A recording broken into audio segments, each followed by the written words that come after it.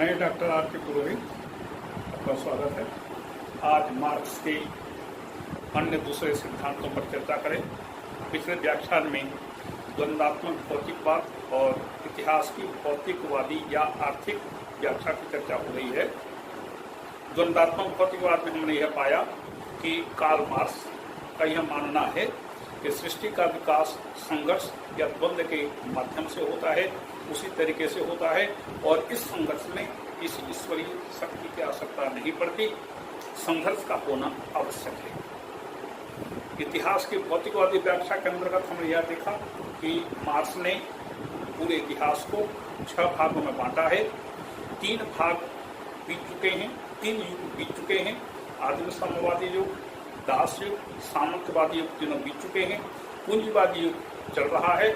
इसके बाद सर्वहारावर्ती की तानाशाही आएगी और फिर उसके बाद साम्यवाद आएगा। ये हमने पिछले व्याख्यानों में देखा। आज उसके 3 अन्य सिद्धांतों पर चर्चा करते हैं। पहला सिद्धांत है ऐतिहासिक नियतिवाद, हिस्टोरिकल डिटर्मिनिज्म।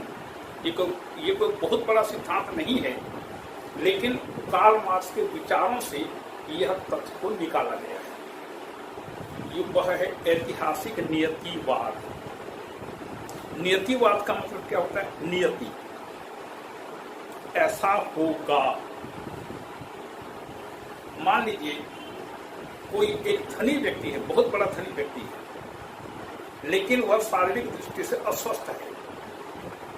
वह खाना खा नहीं सकता, वह रात को अच्छे से एयर कंडीशन कमरे में सो नहीं सकता, रूखी सूखी खाता है और नीचे सोता है, जमीन पर बिस्तर लगाकर सोता है। क्या बोलेंगे आप? यह उसकी नियति है। जैसा कर्म करेगा वैसा उसकी नियति हो। तो नियतिवाद का अर्थ यह है, यहां पर कार्ल मार्क्स कहता है कि वर्तमान पूंजीवादी युग में जब मजदूरों का शोषण चरम सीमा पर पहुंचेगा, शोषण कैसे पहुंचेगा कि पूंजीपति मजदूरों से ज्यादा काम लेंगे और उन्हें इतनी कम मजदूरी देंगे जिससे वह अपना पेट भर सके, परिवार का पालन पोषण कर सके और आने वाले कल के लिए वह तैयार होकर के शारीरिक दृष्टि से आ सके। इतना ही वह उसको वेतन देगा, मजदूरी देगा और उनसे भरपूर काम लेगा।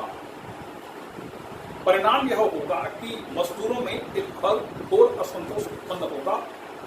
जब मजदूर वर्ग के लोग देखेंगे कि पूरी दुनिया के सभी देशों के मजदूरों की यही स्थिति है, तो वे एकजुट होकर के रक्तमय क्रांति करेंगे और रक्तमय क्रांति करके शासन सत्ता पर अपना अधिकार करेंगे, सर्वहारा वर्ग की अधिनायकता की स्थापना करेंगे।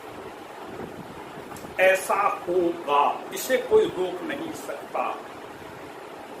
पूंजीवाद जब चरम सीमा पर पहुंचेगा, मजदूरों में घोर असंतोष उत्पन्न होगा और उस घोर असंतोष को कैसे ही व्यक्त करेंगे? रक्तमय क्रांति के द्वारा खून की नदियां बहा देंगे। समस्त पूंजीपति वर्ग, उच्च वर्ग, इन सब का समूल विनाश कर देंगे और इस प्रकार से सर्वहारावर्ती के तानाशाही में कठोरतापूर्वक शासन करके पूरी सत्ता को अपने हाथ में लेंगे। और उसके बाद जब समाज में एक ही वर्ग बचेगा, किसी प्रकार का शोषण नहीं होगा, तब साम्यवाद की स्थापना होगी। ये ऐतिहासिक नियतिवाद है। मतलब मार्क्स ने भविष्यवाणी कर दी कि आगे चल करके तुम लोग संघर्ष करोगे, संघर्ष करो, तुम्हें विजय अवश्य मिलेगी। इसे कोई रोक नहीं सकता। इसमें 2 वाक्य हैं, तुम्हें विजय मिलेगी, इसे मजदूर वर्ग को, मतलब तुमको संघर्ष करना है। इससे 2 परिणाम निकलते हैं। एक, मजदूरों का उत्साह वर्धन होता है और इसीलिए मार्क्स को, जो स्वयं ईश्वर को नहीं मानता है, श्रमिक उसे ईश्वर की भांति पूरी दे। ये पहली बात कि श्रमिकों में उत्साह वर्धन होता है। वे रक्तमय क्रांति के लिए अपने आप को तैयार करते हैं और रक्तमय क्रांति करते हैं। कोई बिल्कुल एश्योर करके कहा दे तुम मेहनत करो, तुम गोल्ड मेडल लाओ ओलंपिक में, तो प्रोत्साहित करें, निश्चित रूप से उसे सफलता मिलती है। यही बात श्रमिकों के लिए मार्क्स करता है। और दूसरी बात, महत्वपूर्ण बात यह है कि व्यक्ति चाहे या न चाहे ऐसा होगा। मतलब मार्क्स की नजर में व्यक्ति का कोई महत्वपूर्ण स्थान नहीं है। जैसा स्थान व्यक्तिवादी स्वीकार करते हैं वैसा कोई स्थान मार्क्स के मन में व्यक्ति के प्रति नहीं है। मार्क्स कहता है कि व्यक्ति व्यक्तिगत रूप से कुछ नहीं कर सकता, लेकिन यदि वह वर्ग में सम्मिलित हो जाता है तो वर्ग में रहते हुए वह बहुत कुछ कर सकता है। इसलिए मार्क्स की नजर में व्यक्ति का स्थान नहीं है, अपितु वर्ग या समाज का स्थान, समूह का स्थान। ये दो चीजें इससे निकल कर सामने आती हैं, श्रमिकों का उत्साहवर्धन और दूसरा है व्यक्ति की महत्ता कम करना, समाज या समूह या वर्ग तक की महत्ता को स्थापित करना। ये एक ऐतिहासिक नियति है। उसका दूसरा सिद्धांत है वर्ग संघर्ष, क्लास स्ट्रगल। मार्क्स ने कहा अभी तक का मानव समाज का इतिहास वर्ग संघर्ष का इतिहास है। देखिए कितनी बड़ी बात कह दी। अभी तक का मानव समाज का इतिहास मतलब जब से मानव समाज की स्थापना हुई तब से लेकर के आज तक निरंतर वर्ग संघर्ष समाज में होते रहे। वर्ग संघर्ष दो शब्द है। वर्ग का मतलब क्या है? जिनके आर्थिक हित एक समान होते हैं वो वर्ग। जैसे पूंजीपति गद्दे में बैठ करके पूंजी कमाता है, पूंजीपतियों का वर्ग। जैसे मजदूर वर्ग श्रम बेच करके, श्रमिक के रूप में मेहनत करके मजदूरी प्राप्त करता है। किसान वर्ग खेती करके मजदूरी प्राप्त करता है। तो जिनके आर्थिक हित एक समान होते हैं वो वर्ग। संघर्ष का मतलब एकदम से रक्तमय क्रांति नहीं। संघर्ष का मतलब है परस्पर असंतोष, घृणा,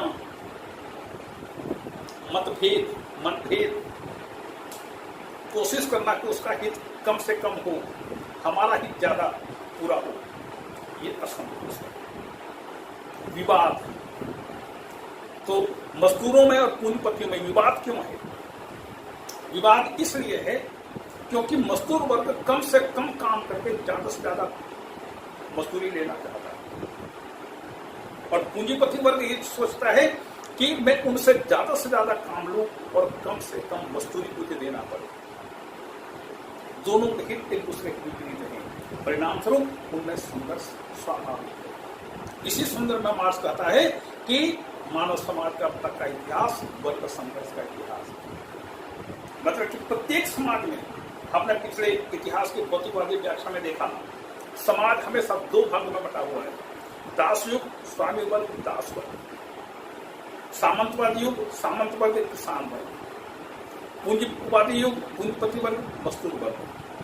समाज दो भागों में बटा हुआ है। समाज का उच्च वर्ग निरंतर समाज के निम्न वर्ग का शोषण करता है। शोषण कैसे करता है? उन पर शारीरिक अत्याचार करके, उन्हें बेच करके, उनकी नीलामी करके, उन पर शारीरिक अत्याचार करके, उन्हें कम से कम मजदूरी दे करके उनका शोषण करता है। ये वर्ग संघर्ष का है। ठीक, तो वर्ग वह है जिनके आर्थिक हित समान हो और संघर्ष का मतलब असंतोष, घृणा, मतभेद। तो दो वर्ग शुरू से रहे हैं समाज में, शोषक वर्ग, शोषित वर्ग। शोषक वर्ग वह है जो उत्पादन के साधनों पर अपना नियंत्रण रखता है और शोषित वर्ग वह है जो अपना श्रम बेचने के लिए बाध्य होता है। यदि मजदूर वर्ग काम नहीं करेगा तो उसको मजदूरी कैसे मिलेगी, पैसा कैसे मिलेगा, वह अपना और अपने परिवार का पालन पोषण कैसे करेगा? तो शोषित वर्ग हमेशा श्रम करने के लिए बाध्य होता है, जबकि पूंजीपतियों के साथ वैसे कोई बाध्यता नहीं होती। यदि मान लीजिए शोषित वर्ग, श्रमिक वर्ग 2-4 दिन का हड़ताल भी करता है, कारखाना बंद भी कर देता है, तो इससे पूंजीपतियों का कुछ बिगाड़ नहीं होता, उनका कोई अहित नहीं होता। लेकिन मजदूरों की स्थिति और खराब हो जाएगी, क्योंकि काम नहीं करेंगे, हड़ताल करेंगे, काम नहीं करेंगे तो उनको मजदूरी नहीं मिलेगी। यदि उनको मजदूरी नहीं मिलेगी तो वह और उनका पूरा परिवार भूखों मरेगा। तो पूंजीपति हमेशा लाभ की स्थिति में रहता है और शोषित अर्थात मजदूर वर्ग हमेशा घाटे में रहता है। तो ये संघर्ष का कारण है कि शोषक का उत्पादन के साधन पर नियंत्रण होता है और शोषित वर्ग श्रम बेचने के लिए बाध्य होता है। और जब मजदूर वर्ग यह देखता है कि दुनिया के सभी देशों में मजदूरों की स्थिति यही है, तो फिर वह रक्तमय क्रांति करता है। रक्तमय क्रांति करके पूरी सत्ता को अपने हाथ में ले लेता है और सर्वहारा वर्ग की तानाशाही की स्थापना करता है। सर्वहारा वर्ग की तानाशाही की स्थापना करते हुए वह उसी शासन शक्ति के माध्यम से समाज के उच्च वर्ग और जितने भी अन्य उच्च वर्ग के लोग हैं, पूंजीपति वर्ग के लोग हैं, इनका समूल विनाश कर देता है। समूल विनाश करके आगे चल करके फिर साम्यवाद की स्थापना होती है। ये है कार्ल मार्क्स द्वारा प्रतिपादित वर्ग संघर्ष का सिद्धांत। इसके बाद देखें इसकी आलोचना। पहला है संघर्ष कम सहयोग ज्यादा। यह बात सर्वविदित है कि मजदूरों के मन में पूंजीपतियों के प्रति एक घृणा की भावना होती है। घृणा न सही ईर्ष्या का भाव होता है, लेकिन इतना होने के बावजूद हम उसे संघर्ष नहीं कर सकते। यदि मजदूरों के मन में संघर्ष की बात होती तो कारखानों में उत्पादन नहीं होता। आप हमेशा नकारात्मक रवैया लेकर के आगे बढ़ेंगे तो सकारात्मकता की प्राप्ति कैसे होगी? आपको पता होगा कि अन्ना हजारे के नेतृत्व में कुछ लोगों ने आंदोलन किया, भ्रष्टाचार के विरुद्ध आंदोलन किया। उसमें से एक वर्ग निकल कर आया, उसने राजनीतिक दल की स्थापना की, आप नाम की, आप आम आदमी पार्टी। उसको दिल्ली में विजय मिल गई, दिल्ली में उसने अपनी सरकार बना दी। उसका प्रारंभिक समय कैसा था? नकारात्मक था, क्योंकि ये आंदोलनकारियों का एक समूह था। हर चीज में उसने नकारात्मक रवैया अपनाया, लेकिन उसने देख लिया आगे चल करके कुछ वर्षों के बाद उसको यह आभास हुआ कि यदि वह नकारात्मकता को लेकर के आगे हमेशा बढ़ते जाएगा तो वह कुछ भी नहीं कर पाएगा और जनता की आशाओं पर खराबी उतरेगा। अब उसने क्या किया? धीरे धीरे करके अपने रुख को, अपने दृष्टिकोण को सकारात्मक करना प्रारंभ किया। तो आलोचक कहते हैं कि जब तक मनुष्यों के, जब तक श्रमिकों के मन में हमेशा नकारात्मकता रहेगी, प्रोडक्शन हो ही नहीं सकता। सहयोग तो करते हैं, सहयोग होता है तभी तो प्रोडक्शन होता है। यदि मजदूरों के मन में सहयोग का भाव ही नहीं होता तो कारखानों में उत्पादन कैसे होगा, मिलों में उत्पादन कैसे होगा? तो संघर्ष है, लेकिन सहयोग ज्यादा होता है। संघर्ष भी रहता है, संघर्ष भी होता है, लेकिन सहयोग का भाव ज्यादा होता है। दूसरी चीज, श्रम की गलत परिभाषा। प्रश्न यह है कि जिसे कार्ल मार्क्स मजदूरी कहता है, क्या उससे हम मजदूरी कहेंगे? सोचिए कि एक कारखाने में पूंजीपति है, इंजीनियर है, बड़े बड़े टेक्नीशियन हैं, टेक्नोक्रेट्स हैं, टेक्नीशियन नहीं, टेक्नोक्रेट्स हैं, मजदूर हैं। पूंजीपति और श्रमिक तो बिल्कुल क्लियर है कि एक के पास पूंजी है, वह अपने पूंजी के बल पर कारखाने की स्थापना करता है। दूसरी तरफ श्रमिक है, श्रम बेचने के लिए पाते हैं, मेहनत करने के लिए पाते हैं।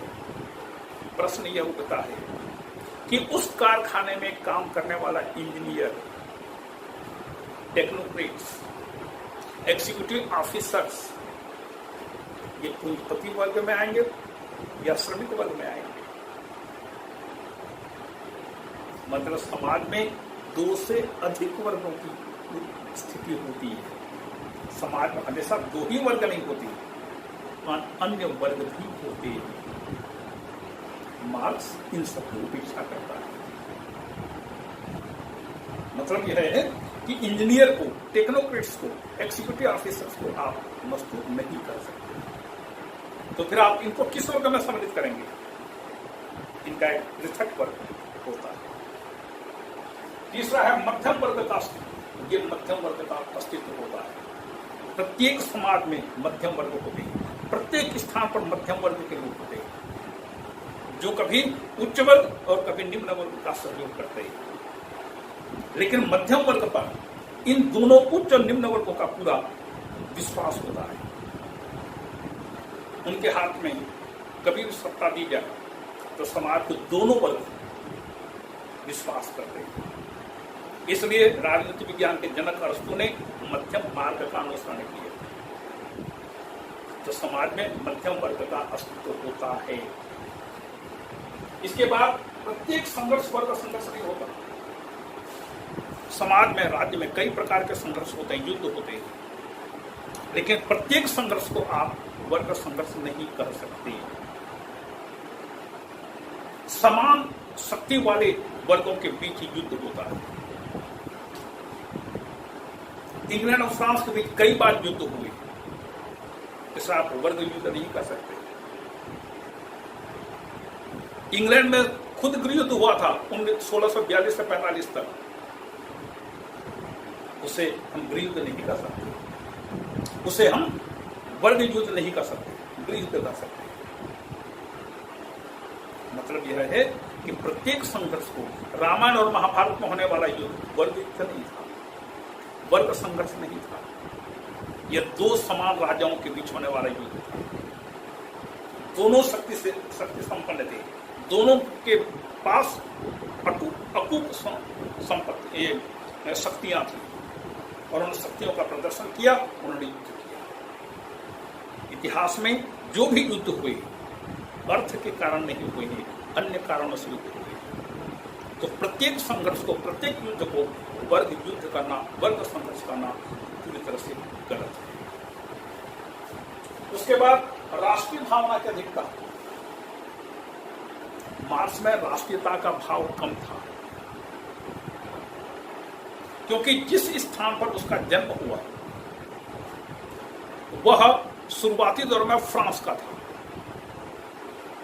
उसके जन्म के 1 साल के बाद उस क्षेत्र को जर्मनी ने जीत लिया, प्रशिया को वो भाग बन गया। परिणाम स्वरूप मार्क्स में राष्ट्रीयता की भावना पनप नहीं सकी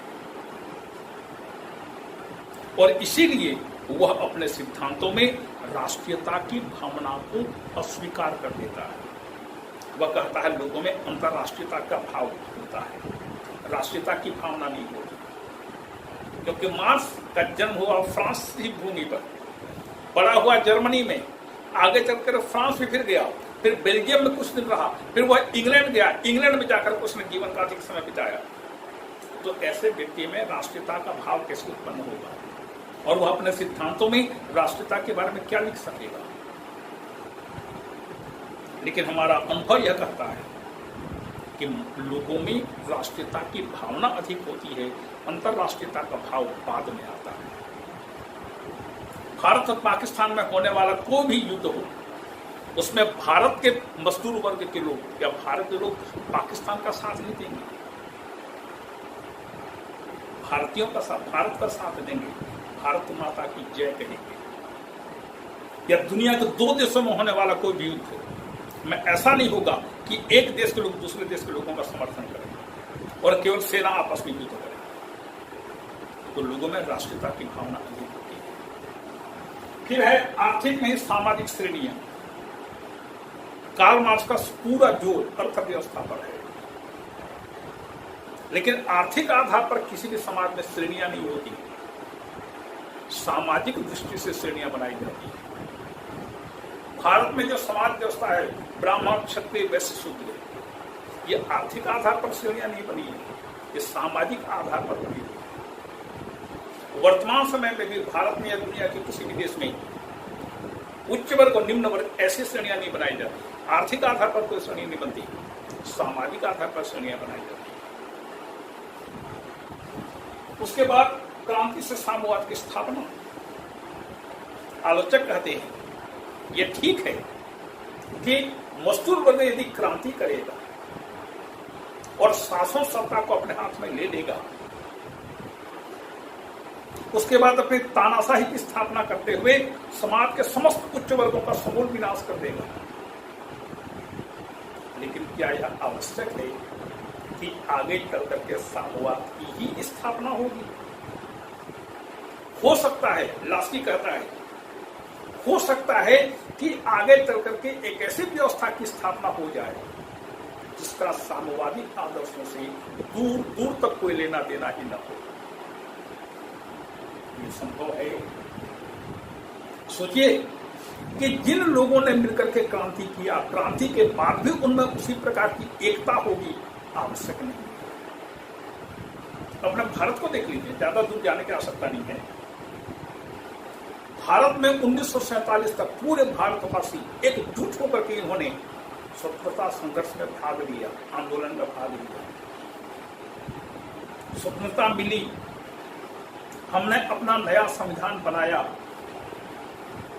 लेकिन क्या 1950 के बाद वह एकता जो 1947 के पहले भारत के लोगों में थी, वही एकता 1950 के बाद हमको देखने को मिल रही है? स्थिति यह है कि आज की तारीख में शासन जो भी काम करता है, जो भी नीति की घोषणा करता है, जो भी कानून बनाता है, जो भी काम करता हुआ, सबकी सड़क पर उतर करके आलोचना की जाती है। केवल वैचारिक आलोचना नहीं, संघर्ष करने के लिए वो लोग सड़क पर उतर रहे हैं। और यदि उनसे पूछा जाए आप संघर्ष क्यों कर रहे हैं, तो उनका कहना होता है कि हम विरोधी दल के लोग हैं। और विरोधी दल का मतलब होता है जो शासन का विरोध करे, मतलब शासन के प्रत्येक कार्य का विरोध करना, आलोचना नहीं, विरोध करना। ये विरोधी वर्ग के लोग अपना धर्म समझते हैं। मतलब यह है कि जिस भावना से एकजुट होकर के श्रमिक वर्ग क्रांति करेगा, वही भावना उनमें आगे चल करके भी रहेगी, आवश्यक नहीं है। और हो सकता है कि ऐसी व्यवस्था की स्थापना हो करें जिसका साम्यवादी आदर्शों से कोई लेना देना ही न हो। जैसे प्रथम विश्व युद्ध के बाद जर्मनी में आंदोलन हुआ, परिणाम स्वरूप हिटलर की तानाशाही की स्थापना हुई। इटली में आंदोलन हुआ, मुसोलिनी की तानाशाही की स्थापना हुई। स्पेन में गृह युद्ध हुआ, जनरल फ्रांको की तानाशाही सरकार की स्थापना हुई। इन आंदोलनों का साम्यवादी आदर्शों से कोई दूर दूर तक संबंध नहीं। इसके बाद वर्गहीनता संभव है। भले ही सोवियत संघ में साम्यवादी क्रांति हुई, सर्वहारा वर्ग की अधिनायकता की स्थापना हुई, समाज के सभी उच्च वर्गों का समूल विनाश कर दिया गया, रक्त की नदियां बहा दी गई, हजारों लोगों का कत्लेआम किया गया, लेकिन क्या एक वर्गहीन समाज की स्थापना संभव है? संभावना नहीं, संभव नहीं है। क्यों? समाज में आपको अलग अलग वर्ग बनाना पड़ेगा। एक शासक वर्ग, दूसरा उच्च वर्ग, जो बड़े बड़े वैज्ञानिक हैं, साहित्यकार हैं, कवि हैं, वैज्ञानिक हैं, लेखक हैं और प्रोफेसर्स हैं, कॉलेज में बड़े बड़े टेक्नोक्रेट्स हैं, इन सबका एक वर्ग। फिर मध्यम वर्ग होगा, फिर मध्यम वर्ग में उच्च मध्यम वर्ग, निम्न मध्यम वर्ग, उसके बाद निम्न वर्ग, निम्न वर्ग में भी उच्च निम्न वर्ग और बिलो पॉवर्टी लाइन, जैसे बीपीएल, एपीएल। तो समाज में ऐसे वर्गों का होना निहायत जरूरी है। आप किसी भी समाज को वर्गहीन नहीं बना सकते, ये व्यवहार में संभव नहीं। वर्गभेद होगा, यह है कार्ल मार्क्स के वर्ग संघर्ष सिद्धांत की आलोचना। इसमें एक बात सामने निकल कर आती है कि समाज में जो वर्ग होते हैं, उन वर्गों में कार्ल मार्क्स जिससे संघर्ष की बात करता है, संघर्ष कम होते हैं, संघर्ष होते ही, लेकिन संघर्ष की तुलना में सहयोग का भाव अधिक होता है। और इस प्रकार से कार्ल मार्क्स के वर्ग संघर्ष का सिद्धांत सर्वथा असत्य है, वैज्ञानिक नहीं है। अब इसके बाद देखें अतिरिक्त मूल्य का सिद्धांत। अतिरिक्त मूल्य कार्ल मार्क्स द्वारा प्रतिपादित एक महत्वपूर्ण सिद्धांत है। जैसे वर्ग संघर्ष है, वैसे अतिरिक्त मूल्य का सिद्धांत भी मार्क्स द्वारा बहुत बढ़िया उसका विवेचन किया गया। देखिए विवेचन, उसके बाद फिर आलोचना होगी तो स्थिति स्पष्ट हो जाएगी। अतिरिक्त मूल्य, मार्क्स कहता है किसी भी वस्तु का जब मूल्य निर्धारित किया जाता है तो उसके दो आधार होते हैं, एक उपयोगिता, दूसरा है विनिमय। ये मूल्य के दो आधार होते हैं। उपयोगिता का मतलब जिस वस्तु का उत्पादन किया गया उसकी उपयोगिता क्या है। यदि उपयोगिता ज्यादा है उसकी कीमत अधिक होगी, उपयोगिता कम है उसका मूल्य कम होगा। जैसे एक व्यक्ति मरुस्थल में जाता है, उसका सोना है, उस सोने की कीमत मान लीजिए यहां पर प्रति तोला 50,000 रुपए है। मरुस्थल में आप प्यासे हैं, आपको पानी की आवश्यकता है, मरुस्थल में वह सोना 50,000 रुपए लेकर के कोई नहीं देगा, 50,000 लेकर के आपसे कोई नहीं देगा। तो वहां पर सोने की कीमत हो सकता है 5,000 या 10,000 रुपये, लेकिन उसी के आप यदि किसी शहर में ले आकर के बेचेंगे तो 50,000 से कम में नहीं जाएगा। तो किसी भी चीज का मूल्य उसकी उपयोगिता पर आधारित होता है। और दूसरा है विनिमय। विनिमय का मतलब होता है कि एक उदाहरण के लिए 1 क्विंटल गेहूं उत्पादन करने में जितना श्रम लगता है, जितना समय लगता है, उस आधार पर उसकी कीमत निर्धारित होती है। जैसे मान लीजिए एक किसान के पास गेहूं, एक जुलाहा का कपड़ा बुनता है,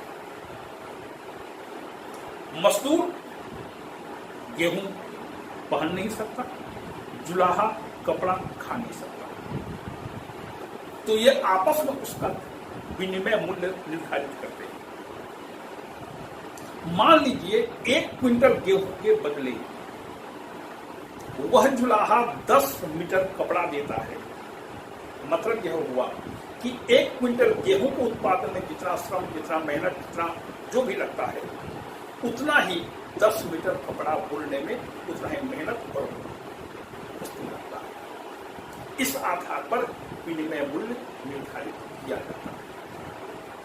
ठीक, इसके बाद अतिरिक्त मूल्य का स्वरूप क्या है? अतिरिक्त मूल्य का स्वरूप यह है कि पूंजीपति काम ज्यादा लेता है, मजदूरी कम लेता है, इसीलिए मजदूरों में असंतोष का भाव उत्पन्न होता है और यही असंतोष आगे चल करके उन्हें रक्तमय क्रांति करने के लिए प्रेरित करता है। उसके बाद मार्क्स कहता है कि पूंजी 2 प्रकार की होती है, एक स्थायी पूंजी, दूसरी परिवर्तनशील पूंजी। जो स्थायी पूंजी होती है उससे अतिरिक्त मूल्य में वृद्धि नहीं होगी, उससे अतिरिक्त मूल्य नहीं बनता। स्थायी पूंजी का मतलब क्या होगा? स्थायी पूंजी में वो चीजें हैं जो स्थायी रूप से लगे होते हैं, जैसे मशीन,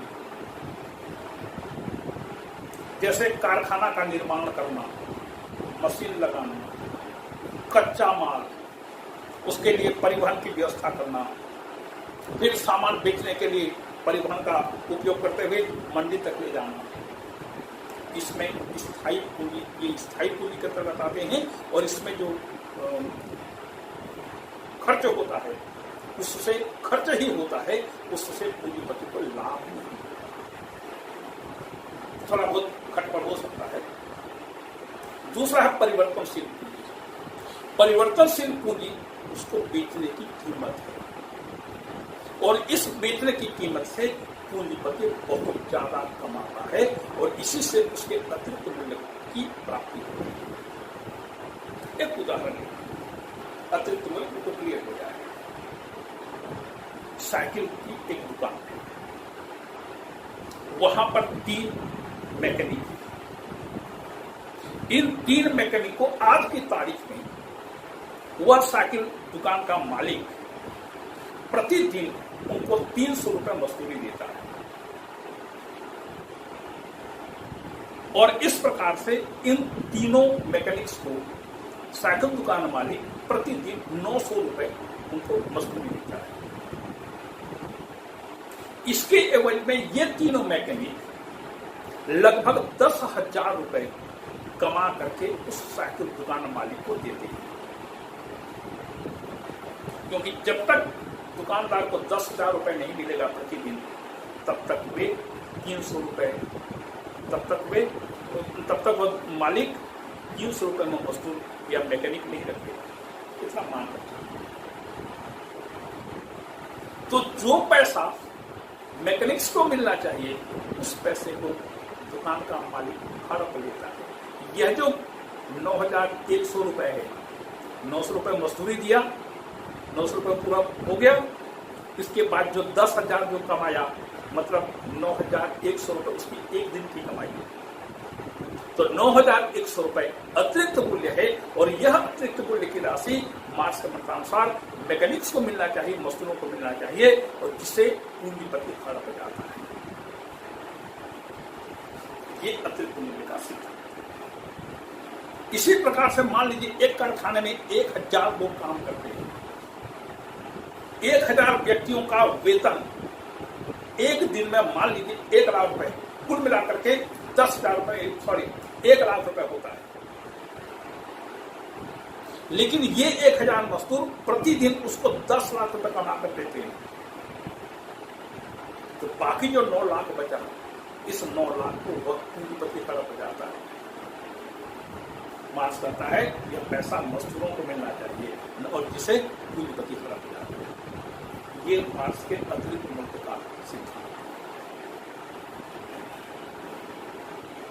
और इसी प्रकार से ये तो एक छोटा सा उदाहरण हुआ कि एक कारखाने में 1,000 व्यक्ति काम करते हैं। ऐसे भी बड़े बड़े मिल, ऐसे भी बड़े बड़े कल कारखाने हैं जहां पर और भी ज्यादा संख्या में मजदूर काम करते हैं। जितना ज्यादा मजदूर रखेगा पूंजीपति, उतना ज्यादा उसको अतिरिक्त मूल्य की प्राप्ति होगी और इस अतिरिक्त मूल्य से वह अपनी संपत्ति को और ज्यादा बढ़ाते जाता है। ये है मार्क्स के द्वारा प्रतिपादित अतिरिक्त मूल्य का सिद्धांत। अब देखें इसकी आलोचना में सबसे पहली बात है कि गलत आधार। मार्क्स के विचारों का ये जो अतिरिक्त मूल्य का विचार है, इसका आधार ही गलत है। कैसे? जब एक मिल की या कारखाने की स्थापना की जाती है तो केवल श्रमिक आ गए, पूंजीपति आ गया तो एकदम से प्रोडक्शन शुरू नहीं हो जाता। कारखाने को बनाना पड़ता है, निर्माण करना पड़ता है, मशीन लगानी पड़ती है, उस मशीन को चलाने के लिए टेक्नीशियंस की आवश्यकता पड़ती है, फिर कच्चा माल लाना पड़ता है, फिर कच्चा माल के बाद जब माल तैयार हो जाता है उसको मार्केट तक भेजना पड़ता है। कई प्रकार के और खर्चे होते हैं। ये खर्च कहां से मीट आउट होगा, ये खर्च कहां से कौन देगा? ये जो अतिरिक्त मूल्य जिसे मार्क्स का था अतिरिक्त मूल्य, उसी अतिरिक्त मूल्य की राशि से ये सब खर्च होते हैं। मतलब मार्क्स के द्वारा प्रतिपादित अतिरिक्त मूल्य का सिद्धांत उतना सही नहीं है जितना कि दिखता है। इसके बाद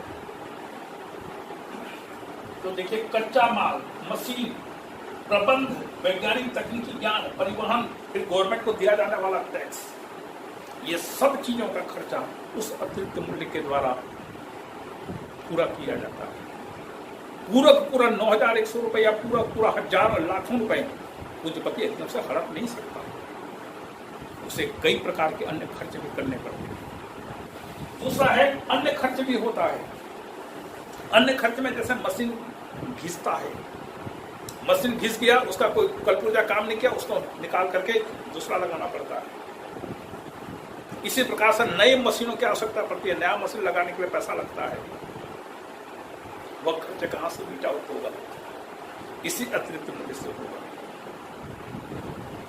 एक तीसरी आलोचना, पूंजी में हमेशा वृद्धि नहीं होती, अतिरिक्त मूल्य हमेशा बढ़ते जाएगा तो पूंजीपति तो अरबपति खरबपति एक साल में बन जाएगा।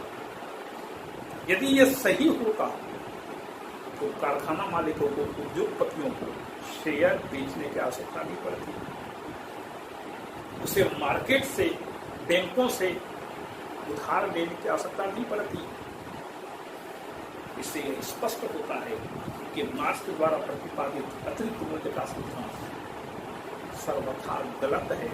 और इसी को बर्टन रसेल, जो कि बहुत बड़े दार्शनिक हुए हैं, उन्होंने कहा था, रसेल ने कहा था कि अतिरिक्त मूल्य का सिद्धांत कोई सत्य सिद्धांत नहीं है, अपितु मार्क्स के द्वारा उसके मन में जो पूंजीवाद के प्रति घृणा का रूप है, उसके मन में जो घृणा का भाव है, उसी का मूर्त रूप है, इसमें कोई सच्चाई नहीं।